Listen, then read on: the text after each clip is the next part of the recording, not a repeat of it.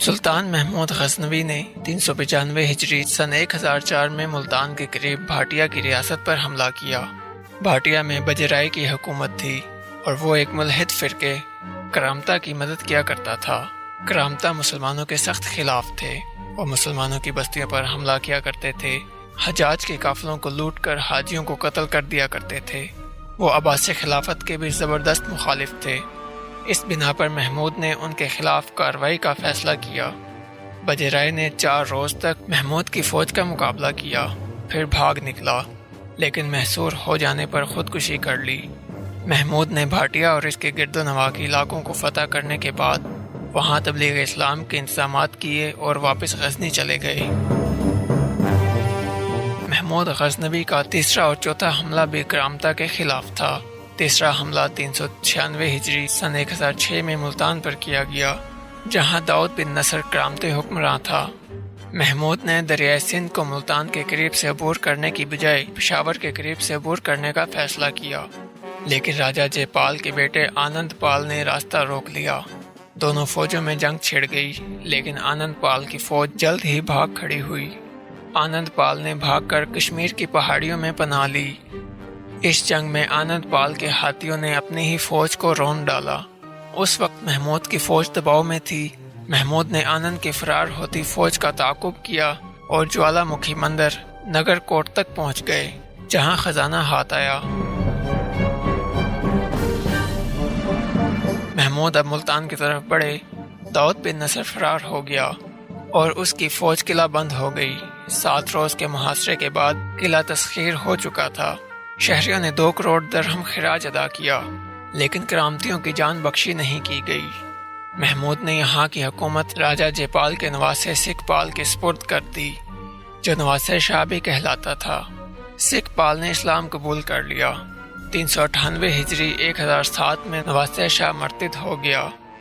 محمود ان دنوں ایل خان کے خلاف بلخ میں مصروف تھے۔ محمود کو نواسر شاہ کے مرتد ہونے کی اطلاع ملی تو وہ شدید برف باری اور راستے بند ہونے کے باوجود بلخ سے سیدھا ملتان پہنچے۔ سکھ پال خوف زدہ ہو کر فرار ہو گیا۔ اس نے اپنے رشتہ داروں کے پاس کوہستان نمک میں پناہ لی، لیکن محمود نے اسے ڈھونڈ نکالا، اسے گرفتار کیا اور غورک میں قید کر دیا۔ 396 ہجری سن 1005 میں جب محمود نے ملتان پر حملہ کیا تھا تو اس وقت ایل خان نے موقع ملنے پر خراسان پر قبضہ کر لیا تھا۔ برف باری کے باوجود یہ اطلاع ملتے ہی محمود لوٹ آئے اور ایل خان کے سرداروں کو شکست دے کر خراسان واپس لے لیا۔ ایل خان نے چھیڑ چھاڑ جاری رکھی۔ 304 ہجری سن 1012 میں اس کے مرنے کے بعد اس کے جانشینوں نے بھی محمود کے خلاف جنگ کا سلسلہ جاری رکھا۔ آخر محمود نے دریائے جہوں کو عبور کر کے سمرقند فتح کر لیا۔ آنند پال جو بھاگ کر کشمیر میں روپوش ہو گیا تھا، انتقام کی آگ میں جل رہا تھا۔ اس نے گجرات، کنوج اور کال نجر تک کے 20-25 ہندو راجاؤں سے مدد مانگی اور ایک بڑی فوج جمع کر کے اپنے بیٹے برہم پال کی قیادت میں غزنی پر حملے کے لیے روانہ کر دی۔ محمود کو اطلاع ملی تو انہوں نے بھی جنگی تیاریاں کی اور غزنی سے روانہ ہو کر پشاور پہنچ گئے۔ یہ دسمبر کا مہینہ تھا اور سخت سردی تھی، لیکن اس سے قبل کہ ہندوؤں کی فوج دریائے سندھ کو عبور کر سکے، محمود نے اپنی فوج کو دریا پار کرنے کا حکم دیا۔ فوج نے دریا عبور کر کے دشمن کے مقابل ڈیرے ڈال دیے۔ یہ واقعہ 399 ہجری سن 1008 کا ہے۔ لڑائی شروع ہوئی، ہندوؤں نے سخت مقابلہ کیا، لیکن شکست ان کا مقدر بن چکی تھی۔ وہ پسمہ ہو کر نگر کوٹ میں پناہ لینے کے لیے بھاگ گئے۔ محمود کی فوج نے ان کا پیچھا کیا اور نگر کوٹ کے قلعہ کا محاصرہ کر کے 3 دن میں اسے فتح کر لیا۔ آنند پال جو کہ فرار ہو گیا تھا، لیکن بعد میں اس نے معافی طلب کی اور خراج دینے کا وعدہ کیا۔ محمود نے اس حقیقت کے باوجود کہ آنند پال اور اس کا باپ پہلے بھی اپنے عہد سے پھر چکے ہیں، آنند پال کو معاف کر دیا۔ اس کے بعد ہندوؤں نے غزنی کی حکومت پر کبھی حملہ نہیں کیا۔ صرف 1 سال بعد محمود نے ملتان کے کرنے حکمراں کے خلاف حملہ کیا اور ملتان کو براہ راست غزنوی حکومت کا حصہ بنا دیا۔ یہاں محمد بن قاسم نے ایک مسجد بنوائی تھی جسے کرامتا نے بند کر دیا تھا۔ محمود نے اس مسجد کو دوبارہ کھول دیا۔ ملتان پر محمود کے قبضہ کے نتیجے میں کرامتا کی سرگرمیاں ٹھنڈی پڑ گئیں۔ اسی زمانے میں محمود نے نائرین پر حملہ کیا۔ وہاں کے راجا نے خراج ادا کرنے کا وعدہ کیا۔ اس معاہدے سے خراسان اور ہندوستان میں تجارت کو بہت فروغ حاصل ہوا۔ 401 ہجری سن 1011 میں محمود نے مشرقی غور کے علاقے پر حملہ کیا، جہاں کے حکمران ابن سوری نے خراج کی ادائیگی بند کر کے سرکشی اختیار کر لی تھی۔ محمود نے مشرقی غور کے بعد شمالی مغربی غور کو بھی فتح کیا۔ اس طرح غور کے تقریباً پورے علاقے پر محمود کا قبضہ ہو گیا۔ اسی سال قصدار کے والی نے محمود کے خلاف بغاوت کی۔ قصدار تک پہنچنے کا راستہ بڑا دشوار گزار تھا، لیکن محمود نے 402 ہجری سن 1011 میں قصدار پر حملہ کر کے اسے فتح کر لیا۔